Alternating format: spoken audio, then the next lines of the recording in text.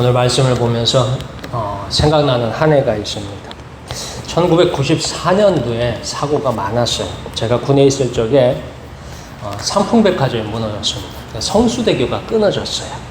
군에서도 아무튼 그때 큰일이 몇 가지 있었어요. 그래서 삼풍백화점이 무너졌을 적에 군에 있을 적에 다들 하는 말이 북한의 특수부대가 와서 터뜨린 거 아니냐 할 정도로 그때 아무튼 그런 일이 있었습니다. 다시 너무 충격이 커서 세월이 흘렀어도 지금도 생각이 납니다. 나중에 복학했을 적에 같은 하숙집에 하숙하던 우리 토목학과하고 건축학과 친구들한테 물어봤어요.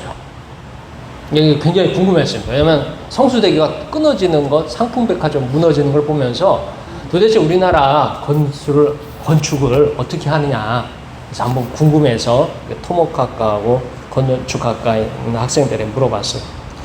그 학생들은 저하고 같이 이제 4학년이었는데 이제 졸업작품을 하는데 뭘 하고 있냐 해서 보니까 시방서라는 책을 만들고 있었어요. 이 시방서가 뭐냐면 교회를 건너는 건물을 지으려면 건물에 대한 설계도가 있습니다. 그래서 평면도 정면도 해가지고 측면도 해가지고 설계도를 그려놓고 그 건물을 짓기 위한 순서가 있어요. 건물을 짓는데 지붕부터 올리지 않잖아요. 바닥부터 다지잖아요. 바닥에 기초를 놓는 것부터 시작해가지고 이 건물을 지어가는 방법을 책으로 만들어요. 근데 그게 시방서입니다. 시공방식서라고 하는데 이 친구들이 이제 졸업을 앞두고서 그 시방서를 만들고 있더라고요. 그래서 제가 궁금해서 물었어요. 아니 토목학과하고 건축학과 도대체 한국의 이 건물들을 어떻게 짓길래 저렇게 무너졌느냐 물어봤더니 그 친구들이 하는 말이 그럽니다. 왜냐면 콘크리트 건물, 소위 말해서 우리가 아는 여러 가지 건물들, 삼풍백화점이든 성수대교든 이런 건물을 지을 적에는 설계 수명을 100년으로 한답니다. 몇 년이요? 100년. 그러니까 건물을 한번 지어놓으면 몇 년 간다는 소리예요? 100년이 가는 건물이라는 거예요. 설계할 때 그렇게 설계를 한답니다. 근데 문제는 한국에서 100년까지 가는 건물이 없습니다. 미국 같은 데 가면 100년 이상 가는 건물들이 있어요. 그러니까 이유는 설계도대로 건물을 짓고 그 시방서대로 건물을 지으면 100년 이상 간답니다. 그러니까 한국에 있는 건물들은 100년이 안 가고 다 무너지고 재건축하고 그러잖아요. 그럼 결국은 뭐예요? 설계도대로 시방서대로 건물을 안 짓는다는 소리예요. 마침 그 당시에 처음 나오기 시작한 게 층간소음이에요. 아파트 층간소음 문제 많잖아요. 그래서 그 층간소음도 좀 따져 물었어요. 이 아파트의 그 위층과 아래층의 그 두께가 굉장히 얇습니다. 여러분이 생각하는 것보다 훨씬 얇아요. 그래서 층간소음이 생기는 게 그 건축학과와 토목학과 친구들의 문제는 아닌데 너네들이 잘못 설계를 해서 그런 거 아니냐 했더니 그 친구들이 딱 하는 말이 그러는 거예요. 현대 아파트는 층간소음이 있어도 현대 건설 본사에는 층간소음이 없답니다. 그러니까 우리나라 명품 브랜드 아파트들 있잖아요. 근데 그 아파트들에는 층간소음이 다 있대요. 근데 그 아파트를 지은 본사 건물에는 뭐가 없어요? 층간소음이 없다는 거예요. 그럼 무슨 소리예요? 아파트를 지을 때부터 층간소음이 있는 아파트를 지었다는 거예요. 애초에 층간소음이 있는 아파트를 건설하고는 아파트 입주자에게 책임을 떠넘기고 있을 뿐입니다. 잘못 지어놓고는 아파트에 사는 사람들의 문제라고 건설사들이 빠져나간 거예요. 심지어는 그 층간소음이 있도록 건축법을 바꿨어요. 자기들 입맛에 편하도록요. 이처럼 설계대로 기초를 정확하게 하지 않은 건물이 무너지듯이 신앙과 믿음도 기초가 없으면 반드시 무너집니다. 오늘 말씀을 통해서 신앙과 믿음의 기초를 쌓는 모두가 되기를 축원합니다. 자, 우리의 신앙과 믿음의 기초는 어디에 쌓느냐? 말씀이 기초가 되어야 합니다. 우리의 신앙과 믿음에는 바탕이 말씀입니다. 정확하게는 성경 말씀에 기초했을 적에 튼튼한 신앙과 믿음을 가질 수 있습니다. 우리 다 함께 24절에서 25절까지 말씀 읽겠습니다. 24절에서 25절까지 말씀 우리 함께 읽겠습니다. 시작. 그러므로 누구든지 나의 이 말을 듣고 행하는 자는 그 집을 반석 위에 지은 지혜로운 사람 같으리니 이는 비가 내리고 창수가 나고 바람이 불어 그 집에 부딪히되 무너지지 아니하나니 이는 주추를 반석 위에 놓은 까닭이요. 아멘. 우리의 신앙은 말씀에 기초합니다. 많은 분들이 신앙의 기초를 교회 활동에다 두고 있어요. 예를 들어서 교회에서 봉사하고 또는 헌금하고 또 교회에 나와가지고 여러 가지 일들을 하는 것, 그런 것들이 신앙의 기초라고 생각하지만 가장 중요한 것은 말씀에 기초해야 합니다. 말씀을 할 때 기도에 힘쓸 수 있습니다. 가끔 방송을 보다가 조금 황당한 방송을 많이 볼 때가 있어요. 올해도 그런 방송이 나왔더라고요. 요즘은 농촌에서 이 농사 지을 적에 농약을 칠 적에 예전에는 사람들이 이렇게 사람이 붙어서 쳤어요. 요즘은 사람이 이 농약을 치지 않습니다. 논농사 같은 경우에는 농약을 칠 적에 다 드론으로 해요. 비료 주는 것도 드론으로 합니다. 신기하죠? 드론이 날아다니고 드론이 이렇게 막 돌아다니면서 농약도 치고 비료도 뿌리고 그래요. 그러니까 여러분이 생각하는 것보다 굉장히 첨단입니다. 근데 이제 방송에 나온 이유가 그런 거예요. 언젠가 논에 이 병해충을 방지하는 농약을 뿌리는데 이 드론 업체가 실수로 제초제를 뿌렸대요. 이 해충약, 그래서 병충해를 방지하는 해충약은 벌레와 병균을 죽이는 용도로 사용되고 제초제는 식물을 죽이는 용도로 사용합니다. 둘 다 농약은 맞는데 용도가 달라요. 그러니까 제초제는 잡초를 죽이기 위해서 쓰는 건데 이 논에다가 제초제를 뿌리면 벼가 어떻게 되겠어요? 이게 벼가 누렇게 죽어가는 거예요. 이게 방송에 그게 나왔더라고. 그래서 당시에 업체가 농약을 뿌린 많은 논의 벼가 말라 죽어가는 장면을 방송했습니다. 이게 이미 지금 이제 8월이잖아요. 그게 방송이 한 7월쯤 나왔던 것 같아요. 한참 벼가 자라야 되는데 이미 누렇게 말라가요. 근데 이 드론 업체가 논 하나만 이렇게 계약을 해서 하지 않아요. 보통은 논을 몇만 평 단위로 계약을 해가지고 그걸 드론으로 큰 대형 드론으로 쫙 뿌린단 말이에요. 그러니까 벼가 어떻게 됐겠어요? 그 넓은 논에 벼가 다 죽은 겁니다. 예, 어떻게 보면 이 드론 업체에서 이 벼농사에 대한 지식이나 농약에 대한 지식이 부족했던 것 같습니다. 농부는 잘못 뿌린 농약으로 한 해 농사를 망쳤습니다. 그리고 농약을 뿌린 업체도 많은 손해를 보상해야 하게 되었습니다. 자, 이처럼 신앙과 믿음도 성경 말씀을 바탕으로 해야 올바른 신앙과 믿음이 자랍니다. 혹시 감정이나 신념을 바탕으로 하면 하나님과 상관없는 결과를 맞이할 것입니다. 작년 12월부터 올해까지 있으면서 우리나라가 극도로 분열됐어요. 극도로 분열된 가운데는 교회도 한몫하더라고요. 근데 그 교회에 이렇게 잘못된 방향으로 가는 걸 보면은 성경 말씀이라기보다는 어떤 신념, 어떤 자기의 확신, 어떤 감정 같은 것으로 가는 것 같아요. 성경 말씀에 기초해서 말씀을 정확하게 해서 교인들을 인도하는 게 아니라 자기가 믿는, 자기가 옳다고 생각하는 어떤 생각이나 어떤 감정이나 어떤 신념을 바탕으로 했을 적에 교회가 굉장히 세상에서 지탄받고 걱정거리가 되고 조롱거리가 되는 모습을 봅니다. 신앙의 기초는 말씀을 아는 것에서 시작합니다. 그래서 여러분들의 나의 신앙이 어디에 기초를 둬야 되느냐? 바로 말씀에 기초를 두시길 주의 이름으로 축원합니다. 시편 119편 105절에 주의 말씀은 내 발에 등용되기는 빛이니이다 라고 합니다. 말씀에 기초하지 않으면 잘못된 곳을 밟을 것이요 잘못된 길을 선택할 것입니다. 교회가 세상의 풍조를 따라가면 바로 영원히 망하고 조롱거리가 되고 근심거리가 됩니다. 우리 다 함께 시편 1편 1절에서 2절 말씀 찾아서 읽겠습니다. 구약 성경. 복 있는 사람은 악인들의 꾀를 따르지 아니하며 죄인들의 길에 서지 아니하며 오만한 자들의 자리에 앉지 아니하고 오직 여호와의 율법을 즐거워하여 그의 율법을 주야로 묵상하는도다. 아멘. 시편 1편 1절에서 2절 말씀에 보면 하나님께서 금하신 길, 망하는 길 세 가지가 있습니다. 어떻게 사람이 망할 거냐? 간단해요. 악인들의 꾀를 따라가면 망합니다. 죄인들의 길에 서면 망해요. 오만한 자들의 자리에 앉으면 망하게 되어 있습니다. 이 길은 일찌감치 멀찍이 피해야 되고 이 길은 우리에게서 멀어져야 하는 길들입니다. 자, 그러면 이 세 가지 망하는 길을 피할 수 있는 방법이 뭐냐 하는 거야. 악인들, 그리고 뭐 죄인들, 오만한 자들을 피할 수 있는 방법. 성경에는 안전하고 축복받는 길이 하나님의 말씀을 주야로 묵상하는 방법입니다.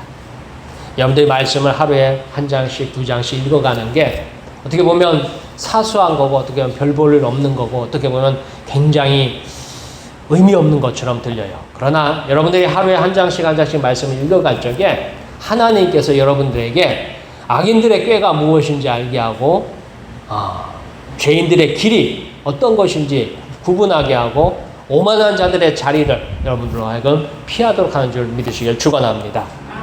이처럼 우리의 신앙과 믿음은 절대적으로 말씀에 기초해야 합니다. 우리 모두 성경을 가까이 하는 성경 말씀을 부지런히 읽기를 축원합니다. 자, 신앙과 믿음의 기초를 세우는 두 번째 방법은 말씀에 순종하는 방법입니다. 우리는 신앙과 믿음의 삶에도 선택의 순간이 있습니다. 우리가 말씀을 실천하는 길에서 신앙과 믿음이 자라고, 불순종하는 길에서 신앙과 믿음은 망합니다. 이것을 성경 분명하게 전합니다. 우리 다 함께 24절에서부터 27절까지 말씀 읽겠습니다. 24절부터 27절까지 말씀. 그러므로 누구든지 나의 이 말을 듣고 행하는 자는 그 집을 반석 위에 지은 지혜로운 사람 같으리니, 비가 내리고 창수가 나고 바람이 불어 그 집에 부딪히되 무너지지 아니하나니, 이는 주추를 반석 위에 놓은 까닭이요 나의 이 말을 듣고 행하지 아니하는 자는 그 집을 모래 위에 지은 어린 석은 사람 같으리니, 비가 내리고 창수가 나고 바람이 불어 그 집에 부딪힘에 무너져 그 무너짐이 심하니라. 아멘. 원래 한국 교회와 교인들은 커다란 위기에 섰습니다. 뭐 교회마다 다 위기라고 해요. 여러 가지 이유가 있습니다. 그 많은 이유 중에 하나가 듣기만 하고 실천하지 않는 문제가 있습니다. 일종의 불순종입니다. 즉 편한 신앙과 믿음을 선택하기 때문입니다. 하나님은 한국교회에 큰 축복을 하셨습니다. 그래서 한국교회에는 훌륭한 설교자를 많이 보내주셨습니다. 그래서 세상에서 훌륭한 설교, 귀에 쏙쏙 들어오는 명설교가 넘칩니다. 마치 사막의 오아시스를 만나듯이 답답하고 무더운 세상에서 한 모금 냉수 같은 시원한 위로를 얻습니다. 그래서 한국교회 교인들은 대부분에게 설교 잘하는 목사님을 찾아서 움직이는 것 같아요. 어느 교회 목사님이 설교 잘한다면 그리로 이렇게 철새처럼 우르르 몰려가는 것 같아요. 저희 교회도 가만히 보면 제 설교가 조금 약한 것 같아요. 안 몰려오는 거 보면. 근데 아무튼 간에 이 설교를 듣는 거를 한국교회 교인들이 굉장히 즐깁니다. 그런데 문제는 듣기만 하고 실천하지 않습니다. 그러니까 듣는 데서 멈췄습니다. 여느 말씀을 실천하는 일은 힘들고 부담스럽습니다. 그냥 듣기만 하면 평안히 지내려고 합니다. 그러니까 위로받음으로 끝을 내려고 합니다. 세상도 복잡하고 힘든데 교회에서 또 뭐 실천한다고 고민하냐. 그냥 뭐예요? 그냥 세상에서 힘들고 지쳤으니까 교회 와서 그냥 위로받고 좀 쉬다가 세상에 돌아가고 싶다라는 그런 마음이 있는 것 같아요. 마치 여기가 조선 여기에 초막셋을 짓고서 영원히 살겠습니다 했던 예수님을 따랐던 그 제자들의 심정과 같아요. 그래서 한국교회는 경건의 모양은 있으나 경건의 능력은 사라지고 있습니다. 저는 개인적으로 이것을 영적인 비만이라 합니다. 사실 비만은 우리가 먹은 음식보다 활동이 적을 적에, 우리가 워낙 음식이 맛있으니까 잘 먹잖아요. 잘 먹는데 먹은 만큼 어떻게 해야 돼요? 써야 돼요. 들어온 만큼 뭐예요? 그것을 우리가 활동으로 그걸 써야 되는데 안 쓰면 어떻게 돼요? 안 쓰면 몸에 저축이 돼요. 몸에 그 영양이 들어와서 영양이 다 사용을 하고 해야 되는데 사용을 못하면 몸에 그게 뭐예요? 우리 저금통에 동전 넣듯이 몸에 영양이 자꾸 쌓입니다. 이것이 우리의 몸이 감당하기보다 많이 쌓이면 온갖 문제를 만들어냅니다. 흔히 말하는 성인병이 발생합니다. 그래서 이 성인병이 많이 있는 이유 중에 하나가 너무 잘 먹어서 그렇대요. 우리는 적당히 먹는 것도 좀 필요한 것 같습니다. 자, 이처럼 영적인 비만도 우리를 무기력하고 무능력하게 만듭니다. 왜냐하면 성경 말씀을 지키지 않으면, 순종하지 않으면 마치 맛을 잃은 소금이요 세상에 밝히지 못하는 꺼진 불꽃과 같습니다. 사람으로 보면 이런 거죠. 그러니까 우리는 귀가 하나님의 말씀이 워낙 잘하시는 분들이 많으니까 자꾸 들어요. 그래가지고 들어가지고 이 머리는 잘 자라요. 그런데 실천을 하지 않아요. 그러니까 실천을 하기에는 손과 발이 움직여야 되는데 손과 발이 안 움직이니까 잘하지 않는 거예요. 그러니까 머리만 크고 손과 발은 왜소한 그런 모습이 되어가고 있습니다. 그러니까 이런 모습으로 자라기에 똑바로 서지 못하고 제자리에 누워서 일어서지 못합니다. 성경의 말씀에는 하나님의 능력이 있습니다. 히브리서 4장 12절에서 이렇게 해서 하나님의 말씀은 살아있고 활력이 있어 좌우의 날선 어떤 검보다 예리하여 혼과 영과 및 관절과 골수를 찔러 쪼개기까지 하며 또 마음의 생각과 뜻을 판단하나니 했습니다. 그러니까 하나님의 말씀은 이 살아있고 활력이 있어요. 그런데 그것을 들은 한국교회와 한국교회 성도는 살아있지 못해요. 활력이 없어요. 그냥 듣기만 하고 있어요. 왜요? 바로 실천하지 않기 때문에 죽어버린 말씀이 되고 바로 우리에게는 죽은 말씀이 되었더라 하는 것입니다. 우리의 삶에서 하나님의 놀라운 생명력, 능력, 권세가 나타나야 합니다. 이것을 위해서 실천하는 용기와 결단이 필요합니다. 그렇지 않으면 세상에 여러 가지 도전을 만났을 때 무너지는 건물처럼 신앙과 믿음은 한꺼번에 쓸려 나갑니다. 우리 모두 말씀을 실천하는 삶을 살기를 축원합니다. 자, 말씀을 실천하는 곳에서 능력이 나타납니다. 예수님께서 세상에 오셨을 때 사람들은 놀랐습니다. 왜 놀랐느냐 하는 거예요. 예수님께서 성경을 잘 가르치는 것도 있었지만 예수님과 세상에 있는 사람들 특징이 있었어요. 예수님 시대에 예수님이 성경을 잘 가르치는 건 성경에 나옵니다. 근데 예수님 시대의 그 전후에서 이스라엘 땅에도 이 예루살렘과 유대 지역에도 유대 역사상 최고의 랍비들이 그 시절에 살았어요. 그러니까 유대인들이 랍비 최대 랍비 몇 명을 쫙 꼽으면 그게 다 예수님 시대 전후로 살았던 사람들이에요. 그만큼 그 당시에 랍비들을 하면 아주 성경적인 지식이 아주 뛰어났습니다. 우리는 사도 바울의 스승이 가말리엘로 알고 있어요. 이 가말리엘도 유대 역사에서 아주 뛰어난 랍비 중에 한 명입니다. 그 가말리엘과 동급인 랍비들이 그 시절에 한 서너 명이 더 있었어요. 그러니까 우리가 성경에 나왔을 때 예수님을 찾아와서 질문하잖아요. 유대인들이 와서 예수님한테 질문을 해요.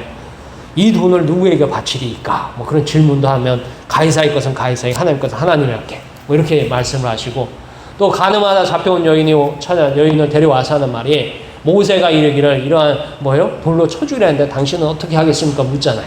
그러니까 예수님께서 뭐라고 해요? 너희 중에 죄 없는 자가 먼저 돌로 치라 그러잖아요. 그러니까 그 질문 하나하나가 평범한 사람이 한 질문들이 아니에요. 그 시절에 최고의 지성을 가지고 최고의 성경을 연구했던 그러니까 아주 똑똑한 아주 뛰어난 사람들이 만들어낸 문제들이었어요. 그걸 예수님 앞에 들고 와서 예수님을 시험했던 거예요. 당신이 진짜 하나님께서 왔는지 안 왔는지 확인해 보겠다는 거예요. 굉장히 교만하지만 어쨌든 그렇게 했습니다. 근데 예수님은 달랐어요. 왜 다르냐? 잘 가르치는 것이 달랐던 게 아니라 예수님을 통해서 아주 많은 능력이 나타났어요. 그러니까 예수님이 지적으로 지식적으로 뛰어나고 지혜로운 것을 넘어서 예수님께 가면 뭐가 나타나요? 능력이 나타나요. 기적이 나타나는 거예요. 반면에 예수님을 대적했던 유대인들, 대제사장, 서기관, 바리새인에게는 능력이 나타나지 않습니다. 한쪽도 성경을 잘 가르쳐요. 성경에 대해서 해박해요. 예수님도 성경에 대해서 해박하죠. 그래서 서로 뭐냐면 이것을 갖다가 질문을 하고 아무튼 간에 연구를 한답시고 공격을 한답시고 질문을 하는데 둘 다 예수님은 그 성경에 대한 아주 뛰어난 지식과 성경에 대한 아주 해박한 능력이 있습니다. 그런데 차이는 뭐냐면 한쪽은 지식은 있으나 능력이 없고 한쪽은 지식도 있고 뭐도 있어요? 능력도 있는 거예요. 자, 이유가 무엇일까? 하나님과 동행하고 있는가 아닌가로 갈라집니다. 우리 다 함께 28절에서 29절까지 말씀 읽겠습니다. 28절에서 29절까지 말씀 우리 함께 읽겠습니다. 시작. 예수께서 이 말씀을 마치심에 무리들이 그의 가르치심에 놀라니 이는 그 가르치시는 것이 권위 있는 자와 같고 그들의 서기관들과 같지 아니함일러라. 아멘. 자, 예수님이 가르치시는 것에 대해서 그 당시의 백성들의 평가가 권위 있는 자와 같다, 능력 있는 자와 같다라고 평가를 합니다. 제가 목사가 되어서 항상 설교할 때마다 고민하는 무거운 주제가 있습니다. 지금 이 순간 수요일 저녁 예배 설교를 하면서도 마음에는 무거운 짐이 있습니다. 그래서 여기 올라오기 전에 항상 저쪽에서, 저 뒤에서 기도할 적에 그런 기도를, 하나님, 저의 설교에 하나님 함께 해주세요 라는 기도를 늘 합니다. 바로 제가 하는 설교가, 제가 가르치는 성경이 하나님의 뜻이기를 원합니다. 그렇다면 그러면 어떻게 목사인 제가 사람의 목소리가 하나님의 뜻인지 아닌지 구별할 수 있을까라는 거예요. 바로 하나님께서 능력으로 나타나시면 됩니다. 하나님께서 연약한 인간의 목소리에 대해서 응답하시면, 말씀대로 이루시면 증거가 될 것입니다. 일종의 요한복음 3장에서요, 니고데모가 예수님을 찾아와서 고백한 말이 있습니다. 우리 다 함께 요한복음 3장 2절 말씀 찾아서 읽겠습니다. 신약성경 145쪽입니다. 요한복음 3장 2절 말씀. 그가 밤에 예수께 와서 이르되 라비여, 우리가 당신은 하나님께로부터 오신 선생인 줄 아나이다. 하나님이 함께 하시지 아니하시면 당신이 행하시는 이 표적을 아무도 알 수 없음이니이다. 아멘. 자, 예수님이 성경을 잘 알아요. 잘 가르쳐요. 성경에 대한 해박한 지혜를 가지고 있어요. 그래서 유대인 랍비들이 와서 예수님한테 질문했을 때 그 질문들을 예수님이 막힘없이 대답을 합니다. 그걸 보면서 사람들이, 야, 예수님이 잘 가르치는구나, 거기까지는 이제 사람들이 인정을 해요. 근데 이제 문제는 뭐냐면 예수님을 통해서 능력이 나타나요. 잘 가르치는 데서 끝나는 거 아니라 능력도 나타납니다. 그러니까 유대인들의 이 서기관들, 랍비라고 하는 쪽에는 가르치기는 잘 가르치는데 능력은 없어요. 그러면 이 능력이 가면 어떻게 나타나느냐 했을 적에 오늘 성경에 보면 요한복음 3장 2절에서 니고데모가 찾아와서 하는 거예요. 당신은 하나님께도 오신 선생인 줄 아나이다. 예수님이 누구로부터 왔다고요? 하나님께로 오신 선생인 줄 우리가 압니다. 그러니까 뭘로 안다는 거예요? 그 다음에 그 이유가 나오잖아요. 하나님이 함께 하시기에 당신이 행하시는 이 표적이 드러나는 것입니다 라는 거예요. 그러니까 예수님의 표적, 예수님의 능력, 예수님의 권세는 어디로부터 오는 거예요? 하나님이 함께함으로 오는 거다라는 거예요.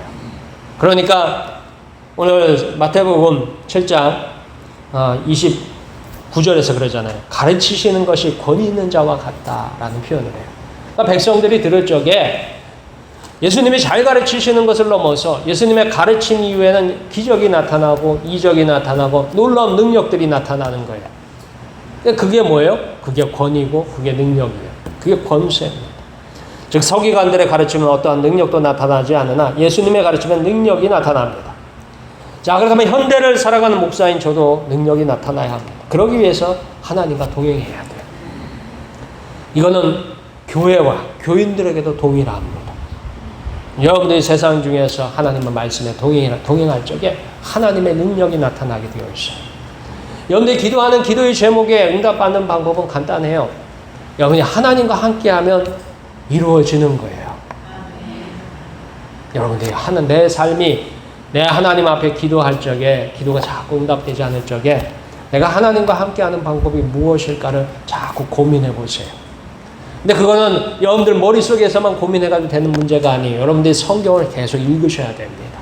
성경을 읽다 보면 하나님이, 여러분이 그렇게 기도하면서 성경을 읽다 보면 하나님이 어느 순간에 여러분들한테 주시는 말씀이 있어요.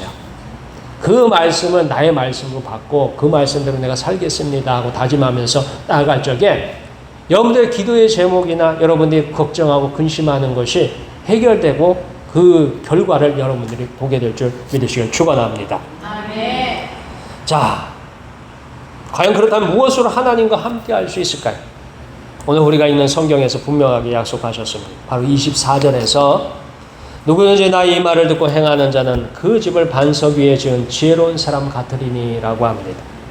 우리에게 필요한 것은 말씀을 듣고 행하는 용기, 믿음, 그리고 결단이 필요합니다. 그리고 하나님의 말씀을 가까이 하셔야 돼요. 그 말씀이 여러분들의 귀에 믿음과 신앙의 기초가 됩니다. 그곳에 하나님께서 함께 하십니다. 그곳에서 성경 말씀의 권위가 살아납니다. 우리가 믿는 예수님께서 우리에게 능력을, 지혜를, 권능을 행하실 것입니다. 주님은 분명하게 약속하셨습니다. 마태복음 28장 20절에 이렇게 약속하셨어요. 내가 세상 끝날까지 너희와 항상 함께 있으리라. 그 주님께서 오늘까지도 함께하고 계셔요. 그 주님께서 우리가 앞으로 살아갈 이후에도 함께하고 계십니다. 그 주님의 능력이 나타나는 방법이 뭐냐? 바로 말씀에 순종하고 말씀을 실천하는 삶에 나타나는 줄 믿으시길 축원합니다. 오늘 수요일 저녁 예배를 드리는 우리 목포 서부교회 약속이 되기를 축원합니다. 기도하겠습니다.